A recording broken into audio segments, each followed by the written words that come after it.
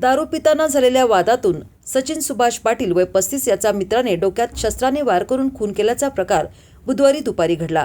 खुनानंतर संशयित हल्लेखोराने घराला कुलूप लावून पलायन केले।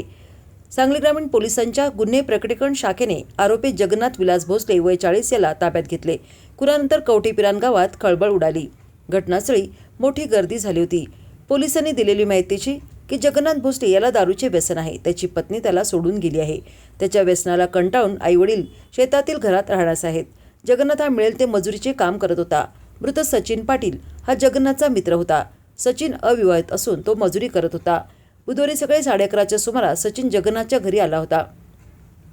जगन्नाथच्या घरात कुणीच नसल्यामुळे दोघांनी दारू पिण्याचा बेत आखला। दारू पिल्यानंतर त्यांच्यात कोणत्या तरी कारणावरून वाद झाला। वादाचे रूपांतर हाणामारीत झाले।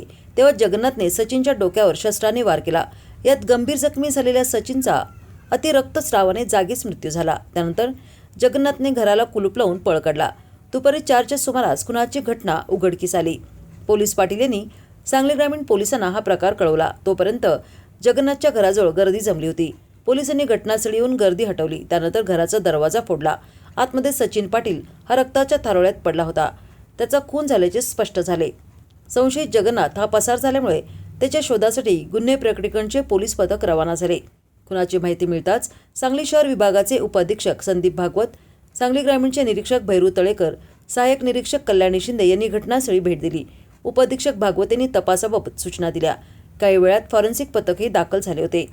स्वतःच्या घरात मित्र सचिन पाटील याचा खून केल्यानंतर जगन्नाथ भोसले यांना गावातील एकाची दुचाकी घेऊन पलायन केले। दुधगाव येथून त्याने अंबप तालुका हातकणंगले जिल्हा कोल्हापूर येथे पलायन केले। त्याचा ठाव ठिकाणा समजल्यानंतर पथकाने सायंकाळी त्याला ताब्यात घेतले।